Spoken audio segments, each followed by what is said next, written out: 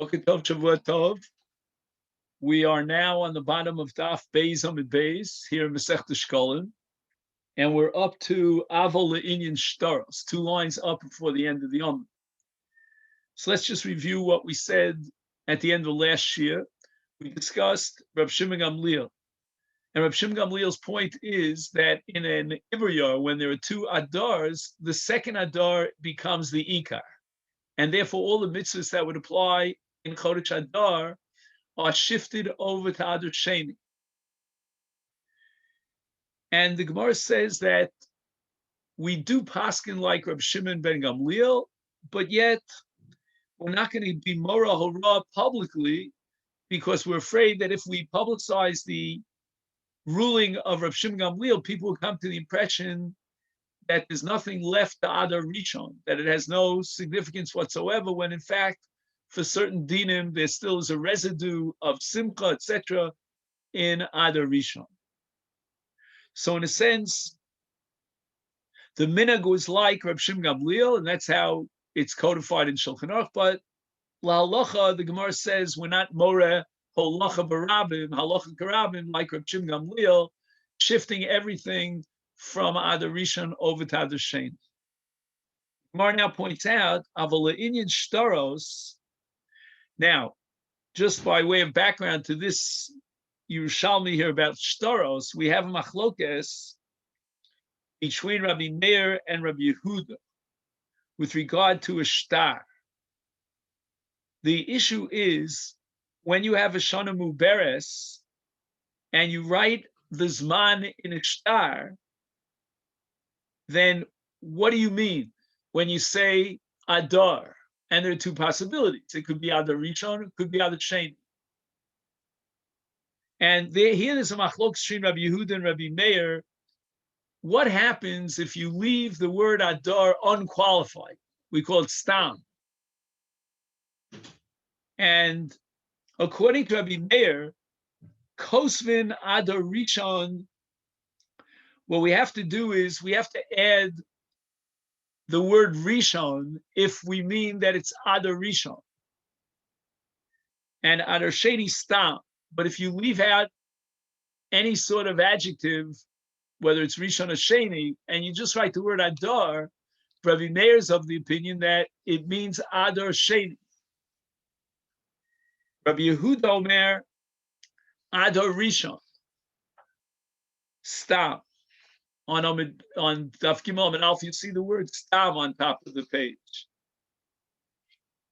What does that mean? Stam means, according to Rabbi Yehuda, if you left out a description and you just wrote the word Adar in shtar, then the assumption is that you had in mind Adar Rishon. And then he says Adar Sheni, Tinyan. Tinyan means that if you had in mind Adar Sheni, then you'd have to add the word Tinyan. Tinyan means the second. Now, what we have here is a fundamental machlokes as to which is the real Adar. According to Rabbi Meir, the real Adar is Adar Sheni. Adar Aleph has been replaced because it doesn't fall out at the right time of the year when we try to reconcile the lunar calendar with the solar calendar.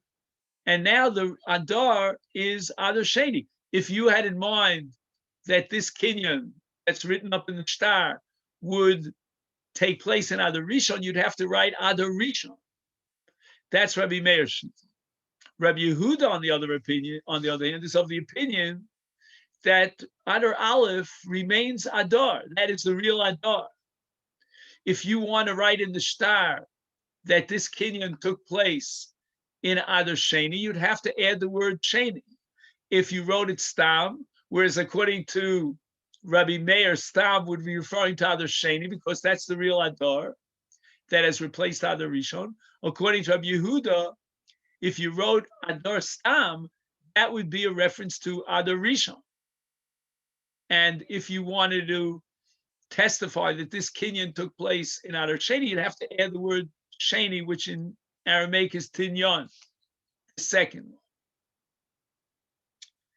Now, in a machlokes between Rabbi Yehuda and Rabbi Meir, the assumption is, this is based on a Gemara in Masechet Eruvin, that we always paskin like Rabbi Yehuda against Rabbi Meir.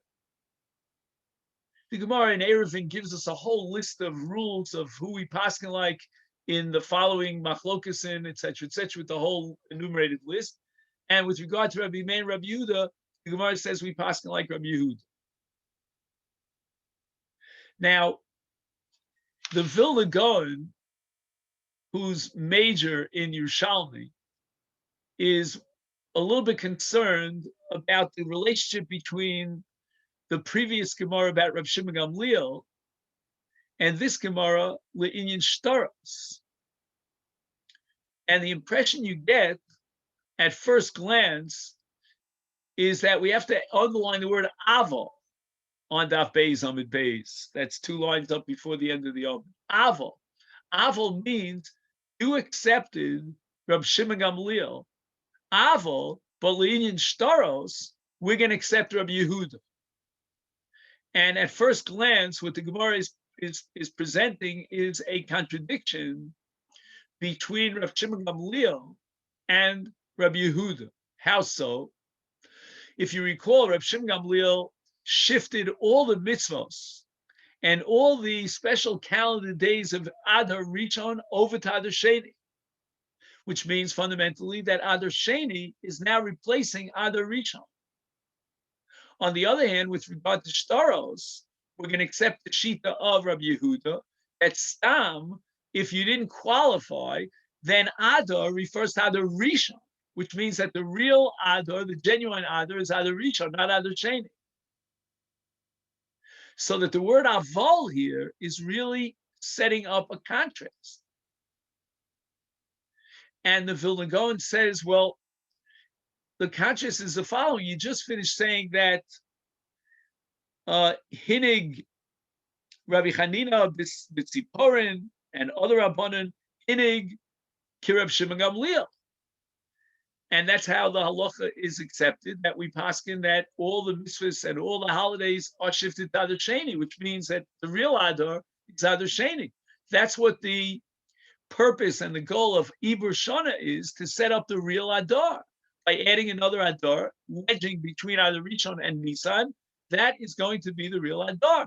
Hence, all the mitzvahs, Megillah and so forth and so on, the whole gamut will all be shifted and pushed off till Adar Sheni.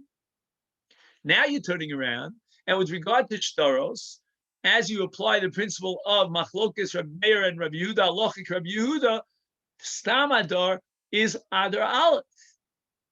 And that's the real Adar.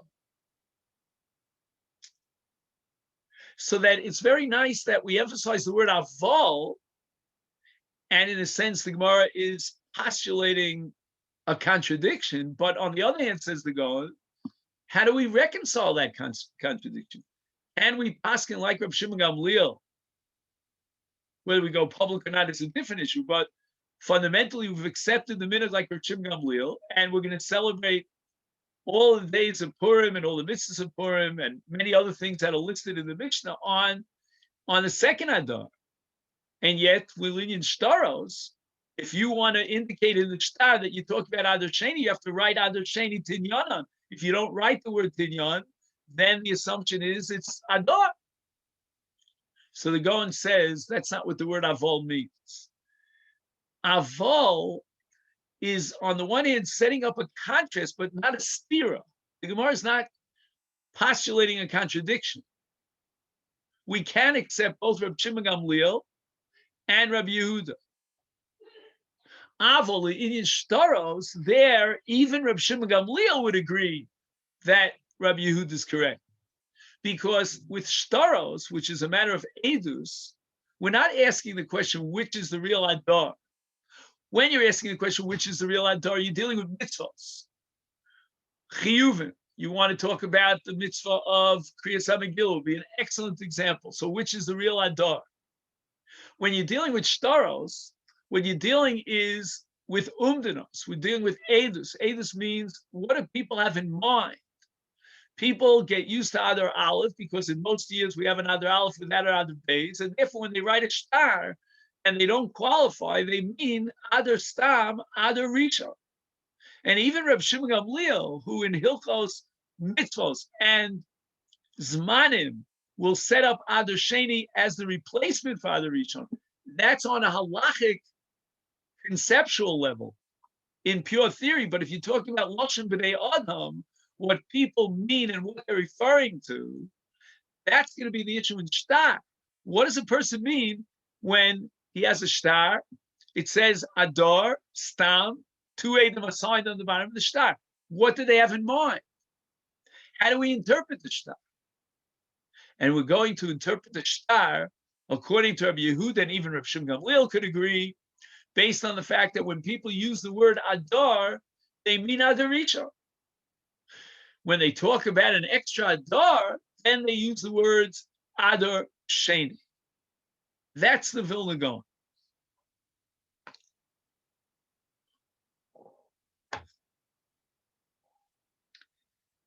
I would like to add an idea of my own as a possibility, and I address you and I ask you to weigh this possibility in your mind and reject it if you think it's wrong. I want to work with two premises and combine them and give another sort of nuance or perspective on what the Gaon is saying. Here are my two premises. Premise number one is that if I purchased Lamazogan a piece of real estate, it's in my best interest when I pay that money to receive a shtar. First of all, the shtar could be a shtar kinyan that actually effectuates the transaction. But more than that, the shtar could also serve as a shtar raya. Now, a shtar raya operates on two levels. Number one, if you, the mocher, deny that you ever sold me the land, and you have Murakama, you've been the owner of the land for the last, since Sheish Shmei Maisa, I produced the shtar with two Adam signed on it that I purchased the land. So that's my proof of purchase. But above and beyond that, we have to add a zman.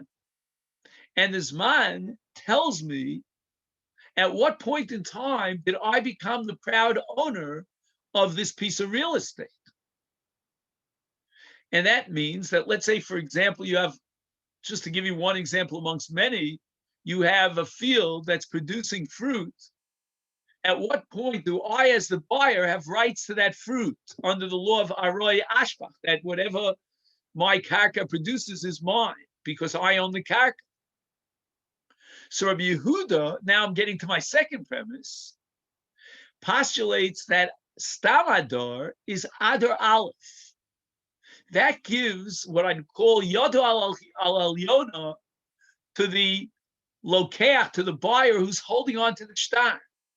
Because now he can claim ownership 1 month earlier than the month which Rabbi Meir would insist he bought the field, because Rabbi Meir holds that Adar Stam means Adar Sheni. Rabbi Meir, influenced by the conceptual halachic definition in abstract terms, that Adar Sheni replaces Adar Rishon, the shtar has to reflect the real Adar. And the real Adar in halachic terms, in terms of the mitzvahs of the month, is Adar Sheni. Comes along Rabbi Yehuda and he says, no, we're not dealing with abstract definitions of chiyuvim and mitzvahs. We want to know what the Adam signed on. And the Adam signed on Adar, Stam, and in Lashon B'nai Adam, the man on the street refers to Adar Rishon as Adar. Now, says Rabbi Yehuda, although one can argue against me, and I realize that Rabbi Meir dissents, but nevertheless, who's holding on to the shtar? And here's my second premise, that if the lokeach is holding on to the shtar, halachically, that gives him rights with regard to any doubt that could arise vis-a-vis the interpretation of the shtar, to interpret it the way he wants to interpret it, because he becomes what's called the Baal HaShtar. And the Baal HaShtar, as long as he's holding on to the shtar, has rights to tip the scale in any suffix that will be born with regard to the interpretation, the meaning of the shtar in his favor. He's the Baal HaShtar. And therefore, Rabbi Yehuda recognizes the Lokach's right to interpret the shtar and the kinyan as taking place at the earliest possible time, which means in the case of two Adars, Adar Rishon. And that's something which would explain the word aval. I mean, I think it sheds a whole new light on the word aval. The aval is that, look, if you're dealing with abstract terms, then we accept Reb Shimon Gamliel. Then in abstract, in halachic definitions, Adar Sheni replaces Adar Rishon. But if you're dealing with shtaros, then you have to introduce another element into the equation. And that is the tfisas Baal HaShtar, that the fact that the Baal HaShtar, in this case the Lokach, is holding on to the shtar, that gives him rights to set the kinyan at the earlier date. And that's something that even Reb Shimon Gamliel would accept. And by interpreting it in the earlier date, we're going to say that Adar Stam is Adar Rishon. The same logic would apply in a case of Shtar Milva. There it's even more profound, because the issue of when the halva took place is relevant to shibudim. So, for example, the malva says to the lova, you borrowed money in Adar Aleph. And the lova says, no, it's in Adar Sheni. The malva comes to collect the shtar, and the lova defaults. He has nothing, no bnei chorin. He has nothing in his possession, neither karka nor metaltalin. So now the malva has recourse to collect from lekuchos. The lova had owned a piece of land, and he sold it to someone else. We had long discussions about this, if you recall, when we were learning Bava Metzia. Now, the malva shows up at the door, knocking at the door of the Lokach, and he says, you purchased this karka from Mr. Lova, and I'm coming to confiscate it, to collect it in lieu of the chov. That's outstanding. He defaulted on this chov. Comes the Lokach, and he says, wait a minute. When did I buy the karka? I bought the karka in Adar Sheni. Just 1 second. Let me just get the cheshbon. So the lov is saying, the malv is saying that it was already mishubad. Yeah, I think I got it right. If I got my mathematics correct. The Lokach, in order to push off the malva and say that this is not so. Meaning the halva took place after the mecher. When I bought the karka, the halva took place after the mecher. When I bought the karka, there was no chov, and therefore there's no shibud on my karka. You can't collect from me. Now it's in the malva's best interest to be makdim the chov, the halva, and say the halva took place a month earlier, so that when you purchased the karka from the lova, there was already a shibud. And since the malva is holding on to the shtar, he has the rights, the status of tfisas Baal HaShtar, and therefore Rabbi Yehuda says he has the right to interpret Adar Stama as referring to Adar Rishon. Either way, there's no contradiction here between Rabbi Shimon Gamliel and Rabbi Yehuda. But the Aval tells me that there are two sets of regulations. There are two different factors that play in here in two different areas of halacha. When you're dealing with abstract halacha, what is Adar? And you want to know when the chiyuv and the mitzvahs apply, that's one issue. When you're dealing with the question of how to interpret the shtar, that's a totally different issue.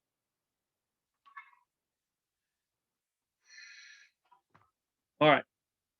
Now the Mishnah tells us that on the 15th of Adar, a lot of things happened. Let's go back to the Mishnah. First of all, in the walled cities, they read the Megillah.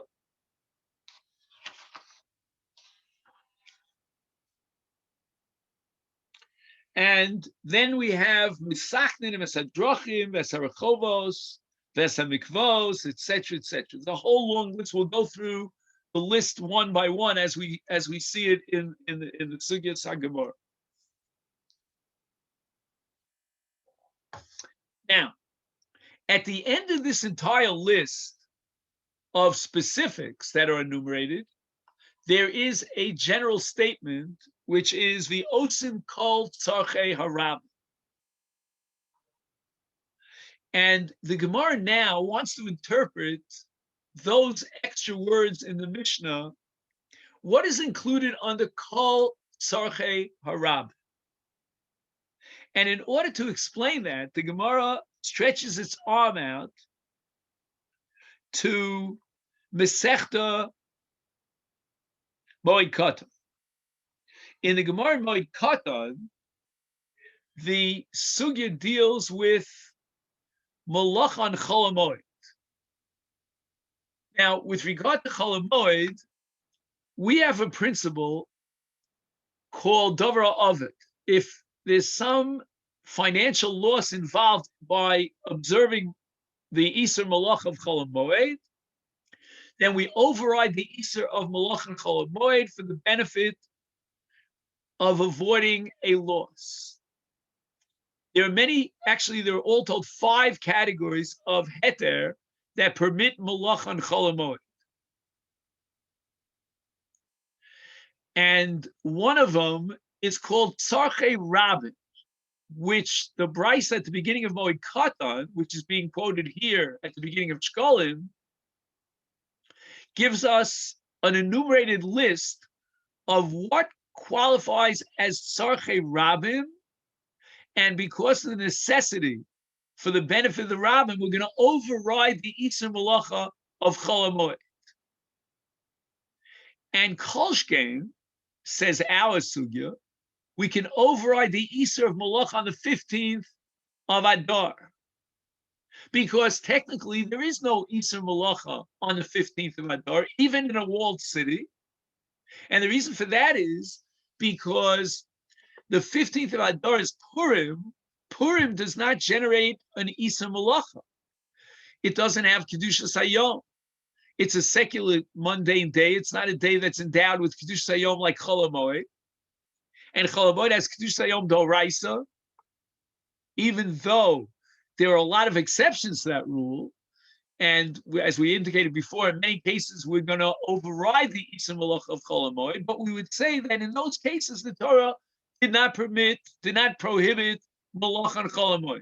But when we don't have those exceptions to the rule, then the Torah prohibited Malach and Chol HaMoed. In the case of Purim, we've accepted upon ourselves, that we want to spend the day focused on the Simcha of Purim, which this year in Yerushalayim, I don't know which day we're going to talk about here, but let's say it's, I don't know, I can't figure that out. It's either Thursday or Sunday, I'm not sure. But anyway, then in the light of that focus on Simcha, we're going to prohibit Malacha unless it's absolutely necessary.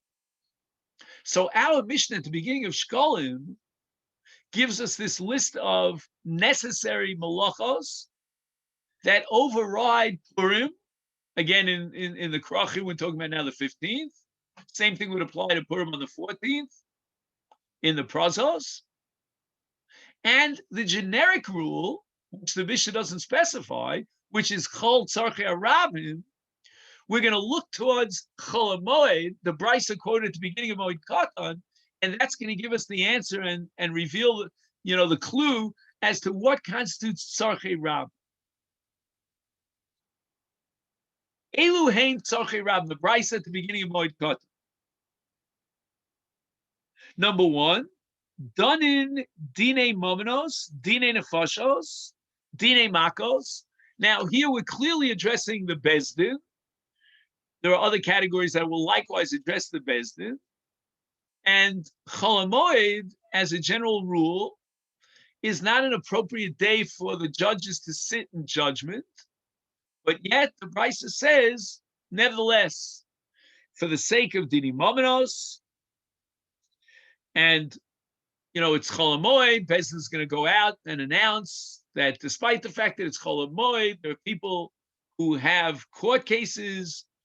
Ruvain is Tovea, he's the plaintiff, and he's claiming that Shimon, the defendant, owes him a sum of money. Bezdin has to deal with that case. They can't push it off just because it's Chol HaMoed. So that many people, as you know, I don't have to tell you this, enjoy Chol HaMoed. it's a good time to go out on Tiyulim, if not for what we're experiencing these days. I don't know. Even these days, maybe you can go on Tiyulim. So we'll see what happens on Chol Hamoed Pesach. I'll be spending, by the way, half of my Yontif in a place called Nir Etzion. They asked me to give shiurim there. So if you're available, drop by. In any event, so what did I want to tell you? That if you're a judge, you sit on a court on a bezdin, you look forward to Chol Hamoed. Nothing much to look forward to, because Chol Hamoed is going to be a regular day for you. You're going to have to deal with cases, and you even have to notify the public that the bezdin is open. We're sitting in judgment. Bring your cases in Dini Mamenos, certainly in Dini Nefashos. In Dini Nefashos, there's another element here called Inui Hadin. If a person is being accused of a very serious crime for which he would be punished with capital punishment, to delay his punishment is Inui Hadin. He's in a state of fear, overwhelming pachad. So that's called Inui Hadin. And it would seem that at least as far as the first two cases listed here in the Brisa, Dini Mamenos and Dini Nefashos, it's Lozu Afzu. No, I'm sorry. It's Zu the Ein Tzarech Lomar Zu, meaning even for Dini Mamenos, where there's no psychological anguish involved, we're going to override Chol Hamoed because it's Tzarchei Rabin. How much more so in the case of Dini Nefashos, where there's an element of Inui Hadin. Then we get on to Dini Makis. Now, Makis also has an element of Inui Hadin, because what we're talking about is a person who's already been condemned in the courts, meaning there was already testimony and evidence brought to the effect that he violated a lav sheyesh bo malchus, and there were two eidim, and they gave him a warning, and now we're not going to implement the makis because it's Chol Hamoed. No. We're not going to delay the punishment. He wants to get it behind him. And then the Brisa tells us podim arachim v'charamim v'kedeshos, and this requires to collect erchin if a person made a statement and he took a pledge erchi alai. So for that you have to learn an entire Masechta, and this parts of the evaluation that are katzuv, that are set, and the parsha of erchin in Vayikra will specify the payments. There are other parts that are not katzuv, and Bezdin requires evaluating how much he has to give if he takes a pledge of erchin.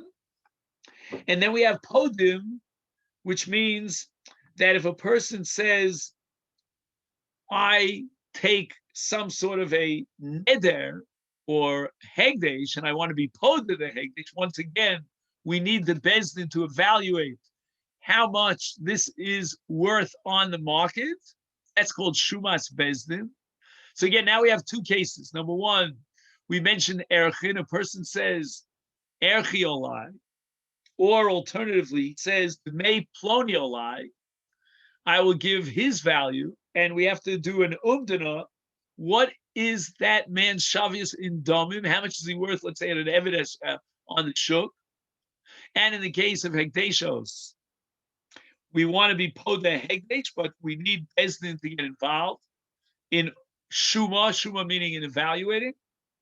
And the same din applies to the case of charamim, because chermei shamayim have the same din more or less as hegdesh, and we'll have to get involved even on Chol Hamoed in evaluating the charamim.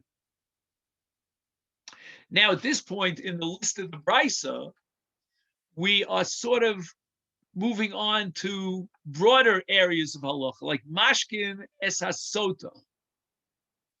What happened was that we had Eidim to testify that there was kinui and that there was stira.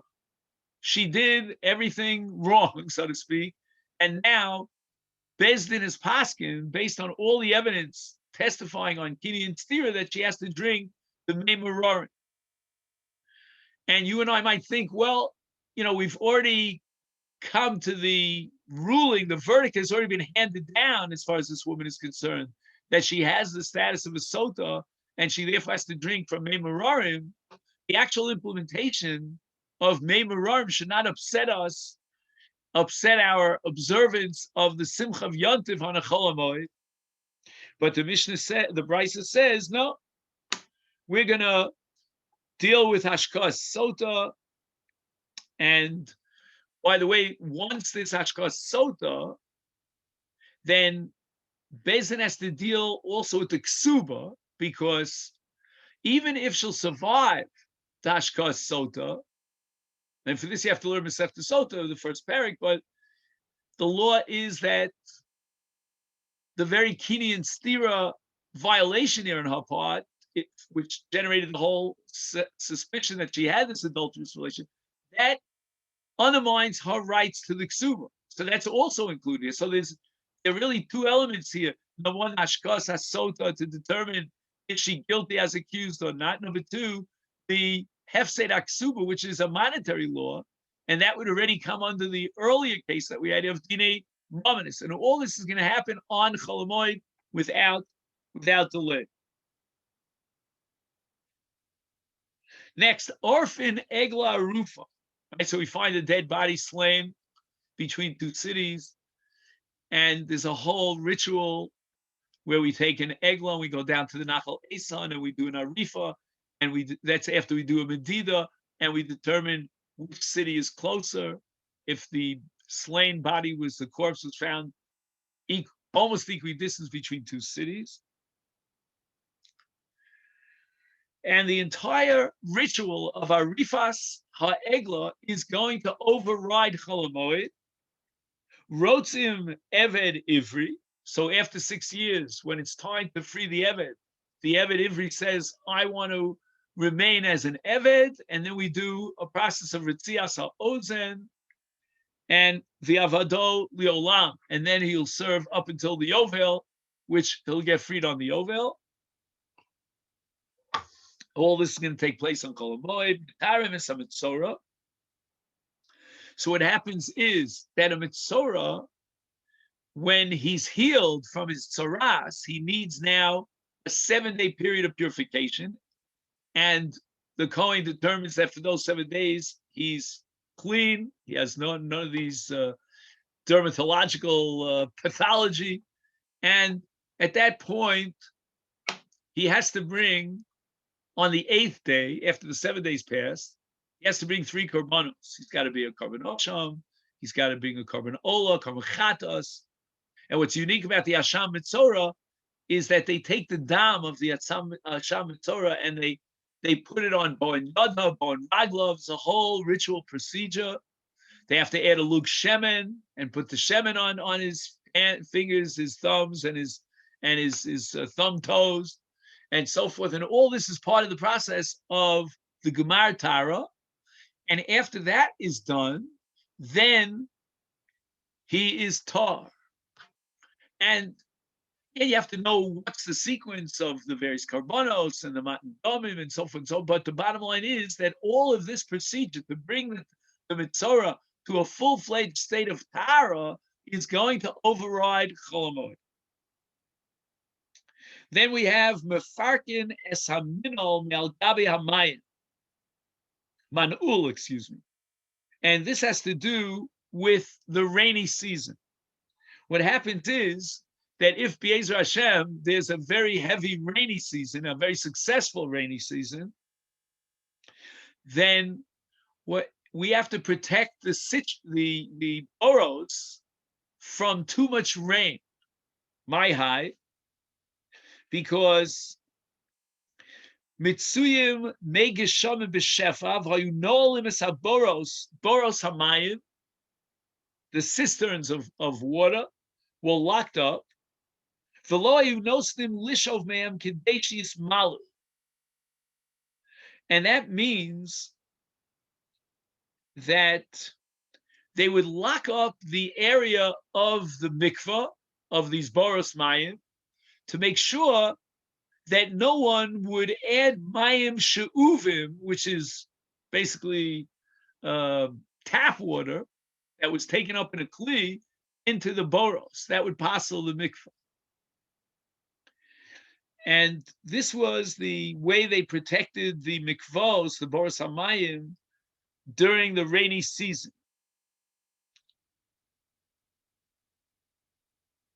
Oh, and furthermore, this is an important point. If too many people had free access to the boros during the rainy season, then it could be that there wouldn't be a possibility that the rainwater would fill up these boros. Now we're about to enter into the summer months, and at that point we have no rain in Eretz Yisrael, or virtually no rain, and therefore we have to guarantee that the boros are full with with great volume of water. So we want to make sure that people are locked out, so to speak, of the boros, so that they don't drain the water. Kadeshius malu, so the boros will fill up. Oh, now we're up to the summer months. The ein machzir no son. The Brisa says we will not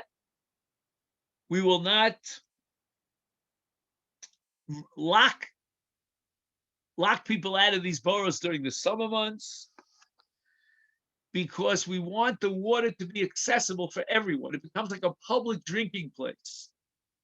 If you have fresh water that fell during the winter months, people want to have access to draw water and drink the water. These are public cisterns. And ein machzir, we're not going to put back the manulim in the summer months, because we want to allow free access to these boros that are now filled with water. So now we have an entire list of tzarchei rabim, and on this list we have X number of cases which are not listed in our Mishnah specifically as those tzrachim that override Purim, meaning the 15th of Adar.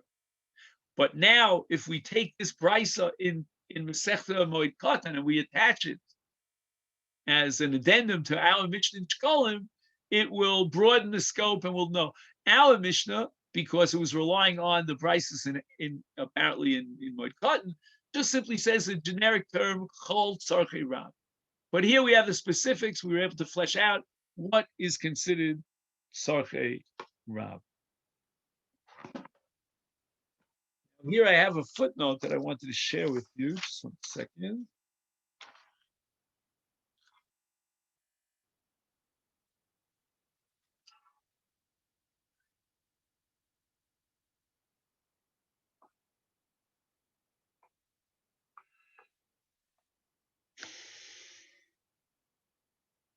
He says the following: if one declares that he will give the value of a person to the Beis Hamikdash, he will have to pay the amount fixed either by the Torah, which is based on a person's age or gender, and that's in Vayikra Perek Chav Zayin, or in certain cases that it's not kotzuv and the Torah doesn't specify, the Beis Din are in charge of evaluating the amount he has to pay on the erech.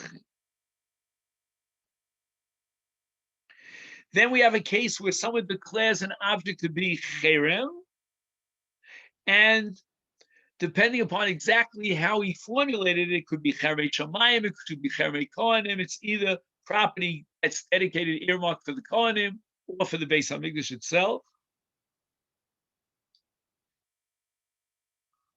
And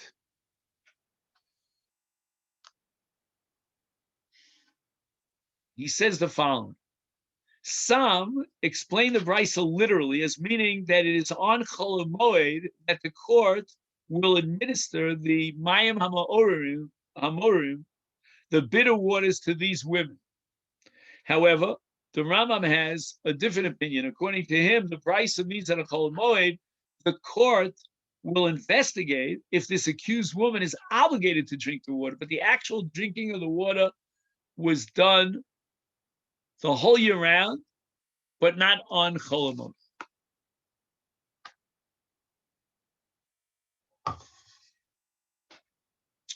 Okay, so that's one thing. What else? Yeah, he gives you a little bit of background. I think we covered that as far as Eglah Arufa is concerned. Oh, he says the following. During the summer months, when rain rarely falls in Eretz Yisrael, water is at a premium. Therefore, during the rainy season, rainwater was caught meaning it was collected, I would say, in specially prepared cisterns and saved for use during the summer months to ensure that no one misappropriated this water. The cisterns were secured by locks on Chol Hamoed Pesach. These locks were removed because the rainy season has ended and the pits remained open throughout the summer for the community's benefit. Anyone could come in and draw water from these cisterns.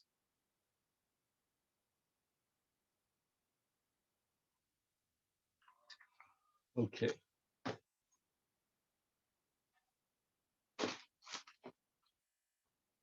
Now we go on.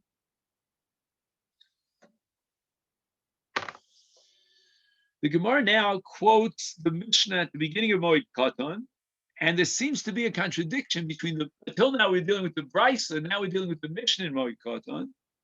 Taman Tninan. I think that means in our presence, we learned the Mishnah at the beginning of Moed Katan. And again, we're talking about Chol Hamoed. Mashkin Beis Hashalchin. Okay, now we get into the issue of Davar HaAvut. Until now, we're talking about Tzarchei Rabim, mostly reflecting on Bezdin. Now referring to farmers, and they have fields that are irrigated, that are totally dependent upon irrigation. There is no rainwater to be had. And that's called Beis HaShalchin or Shlachim. Now the question is, are you allowed to water your field on Chol Hamoed? You know, here in Israel, we're going to have that issue not just on Chol Hamoed, but also on Shemitah for a whole year. These are issues in Shemitah. What malachas are you allowed to do to keep your produce from getting destroyed? Okay, so that's as far as Hashkas Mayim. He says Sada shetzrichim lashkoso tamid. It totally depends on irrigation.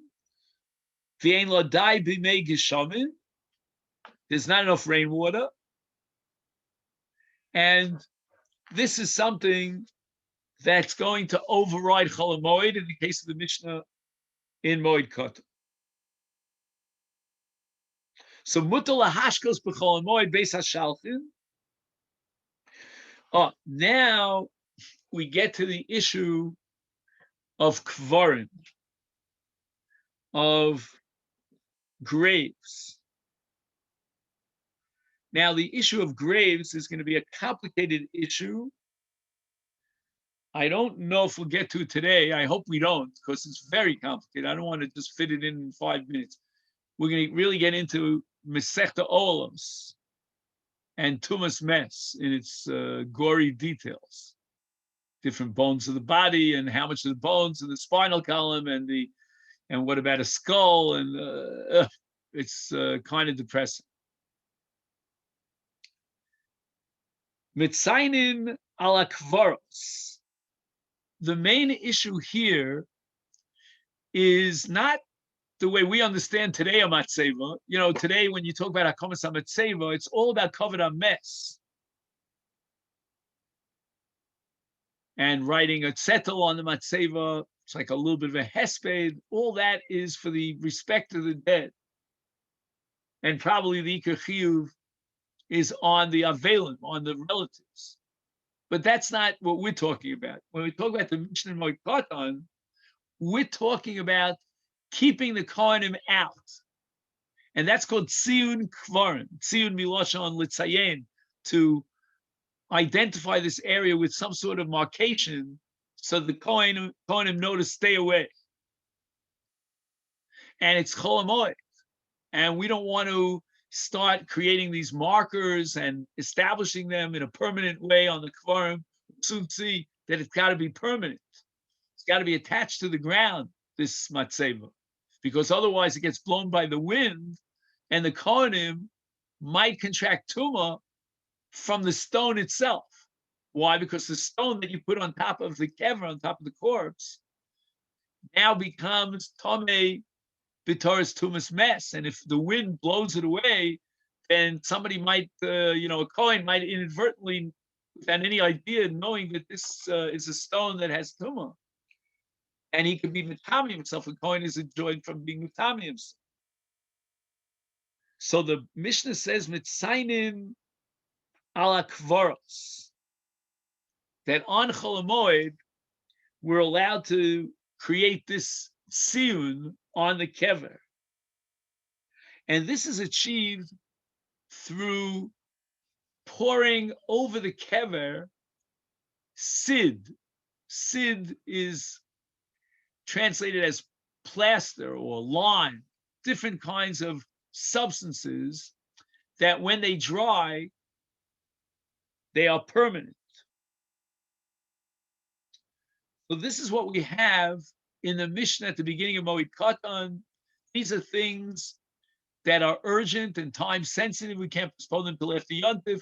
We're going to allow you on Chol HaMoed to be mashke the soda, if it's a Beis HaShlachim, and to be mitzayin the kever, to guarantee that the Kohanim will not contract tumah. They have no clue that there's a corpse buried there. So now the Gemara asks a kasha. I don't get it. Let's read our Mishnah. Our Mishnah says, let's go back and again read the text of the Mishnah, that b'chamisha sarbo, etc., the osim this, umetzayin es hakvaros.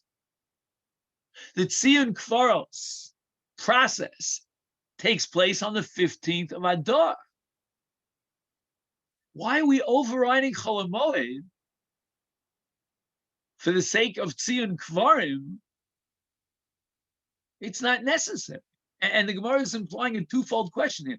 Number one, it's not necessary at all. We've already achieved the tziyun kever. So you're talking about something that's totally theoretical. It's the Mishnah at the beginning of Moed Katan is addressing a case that almost can't be by definition, because already at the 15th of Adar, which is a full month before Chol HaMoed, we've already been mitzayin the kvarim.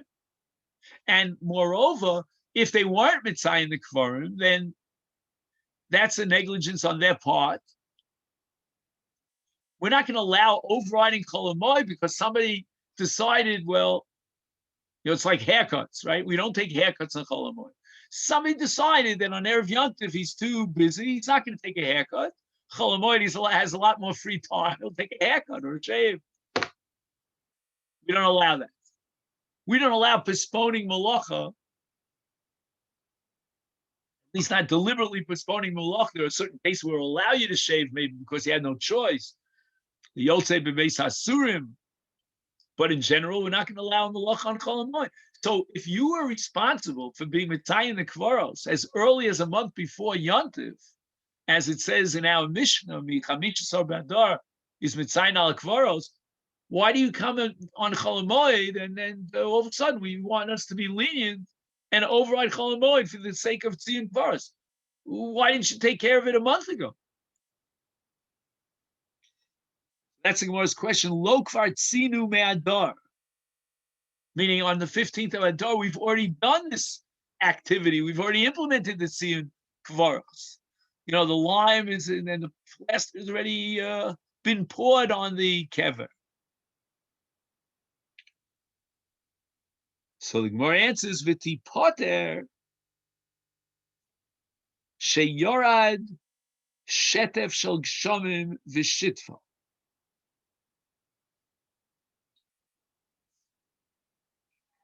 So the Gemara says the following, that sometimes there's a very, very heavy volume of rain. That's a good thing in Eretz Yisrael. But as a result of the heavy volume of rain, the rain came down so strong and so powerful that it erased or it caused a disintegration of the lime in such a way that there's no longer tziyun kever. Say Nochinami, the Mishnah at the beginning of Moed Katan is not advocating that on a regular basis on Chol Hamoed, that's the day we're going to send out the clarion call. It's time to be Mitzayim the Kvaros. No. The right time to be Mitzayim the Kvaros was back on the 15th of Adar. So we did what we had to do. We poured the lime and the plaster, and the Kohanim are warned, this is the kever, don't go near it. But we had rains, and the rains kept falling down past Tu Ba'adar, and now they washed away the lawn. That's the case in the Mishnah in Moed Katan. Now the Gemara is going to go through the same Shaklavitaria with regard to Kalayim. The Mishnah here says that on Tu Ba'adar, which is basically the end of the rain season. So now that we're ready for planting, at that moment in time, we should go out and warn the people that they should investigate meticulously to guarantee that they didn't plant any kalayim, any mixture of gefen and tvur. The yotzim af ala kalayim, which means that we're going to go and do whatever we have to do to uproot kalayim on Chol Hamoed. Let's say Chol Hamoed Pesach. I'll give you that example because it's most relevant to this Gemara. What are you talking about? Read our Mishnah. Lo kvar yotzu me'adar? The Gemara asks it as a rhetorical question.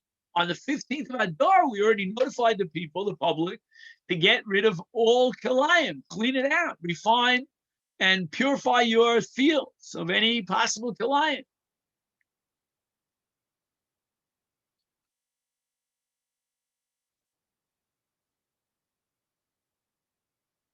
So why is it that on Chol Hamoed Pesach, which is a full month after Tu B'Adar, we're notifying the people, check out the kalayim situation? We did that a month ago. We got rid of all the kalayim. Hipoter shahoisa shana fela, the ein hatzmachim nikarim. Certain winters have ample sunlight. Others are very dark, and there was very little sunlight. I remember I was in Manchester in England. I was there for 3 days. I didn't see anything vaguely reminiscent of the sun. And in such a case of a Shana Fela, what happens is that they delayed planting the smachim and the droim. And on the 15th of Adar, because of this dark year, so to speak, dark winter, they couldn't find smachim. Things were not growing. First, I thought that the Gemara is saying that in the dark you weren't able to investigate where, heaven forbid, there's kalayim planted. But he says here that ein hatzmachim nikarim liros imhem kalayim.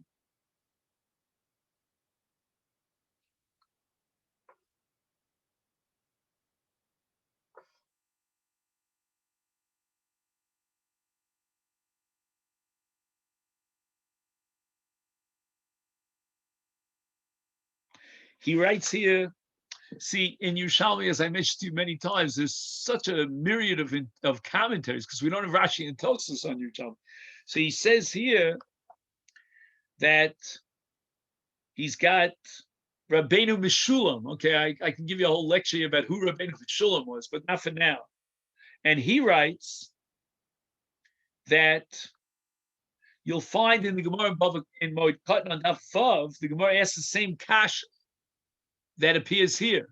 Why does the Mishnah Moed Katan allow for kalayim, of checking out the kalayim scenario on Chol Hamoed? What about Tu B'Adar? They already did that a month ago. So the Gemara in Yerushalmi says, Kan b'bachir v'kan b'afil. The word afil is the same as our afela. Shebechol shana v'shana yeshnam zroim hamamarim litzmoach. There are foodstuffs that are growing in the ground that very quickly mature.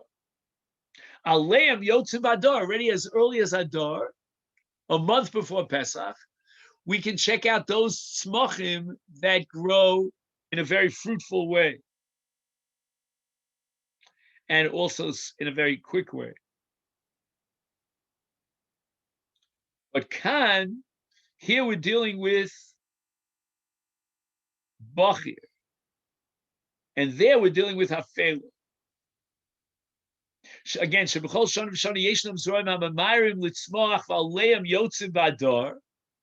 So those Roim that quickly mature, we can go out already at Tu Adar and find them and clear out any smach, any kalayim. V'yesh Zroim HaMa'achrim Litzmoach. V'Aleim Yotzim B'Chol HaMoed Shel Pesach. So these are plants that grow later on in the season. So we need well, all depends on what plants are growing in your field, but in theory you might have a need to go through this whole process twice.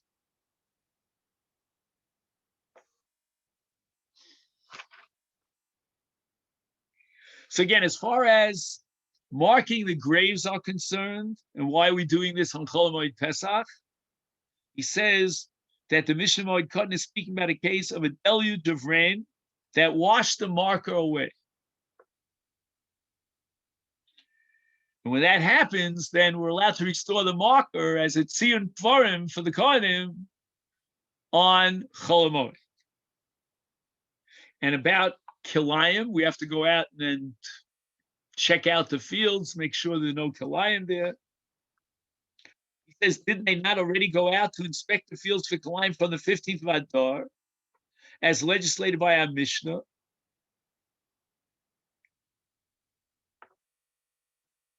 So the Gemara answers, explain it as follows. The Mishnah in Moed Katan speaks of where the year was late. The Einat Smochim Nikarim, and the sprouts were not discernible on the 15th of Adar. What does it mean the year was late? He sends you here, the crops were late in sprouting that year. Okay, that's more or less what we said before. So therefore, the sprouts are not discernible on the 15th of Adar. The inspectors did not go out at that time, but the Mishnah is informing us that they would go out on Chol Hamoed Pesach.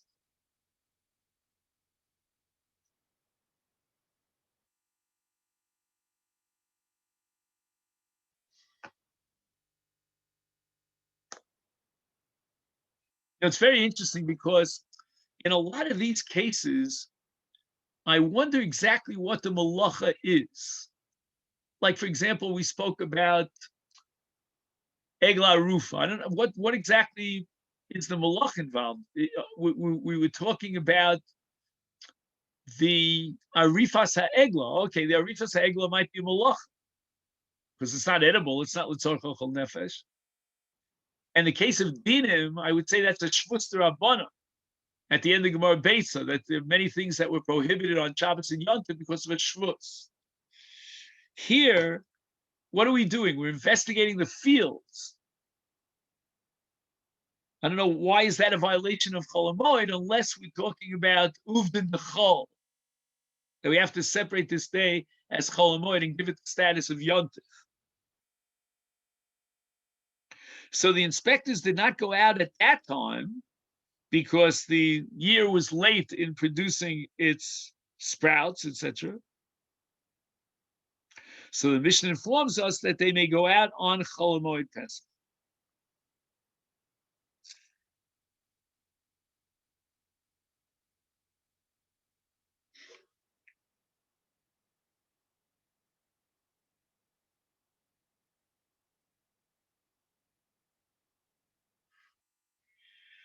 So the inspectors did not go out on time, and the Mishnah informs they can go out on Chol Hamoed Pesach.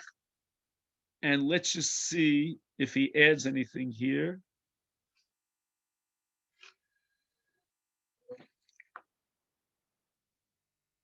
Oh, do you remember we mentioned before that the Bavli itself asks this question about Kilayim?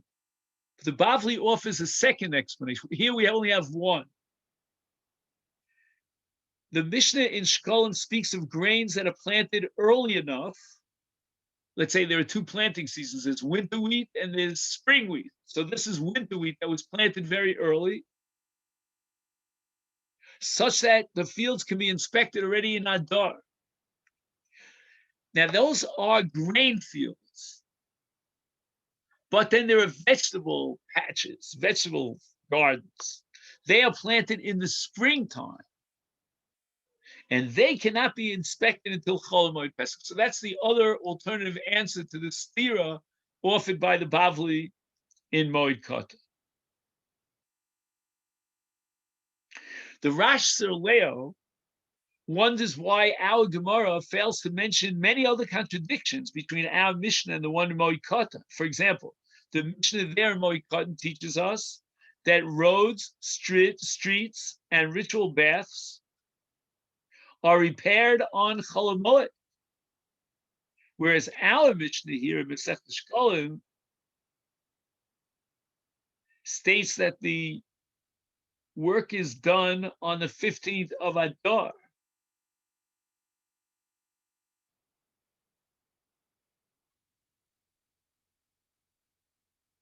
So with regard to roads, streets, and ritual baths, when do we repair them? According to our Mishnah, we repair them on the 15th of Adar. According to the Mishnah in Moed Katan, we repair them on Chol Hamoed Pesach. That's also a stira. So the Rash Leo answers that our Gemara understood that the Mishnah in Shekalim is teaching that the proper time for performing various enumerated tasks is the 15th of Adar, because that's when the collection of the half shekalim begins.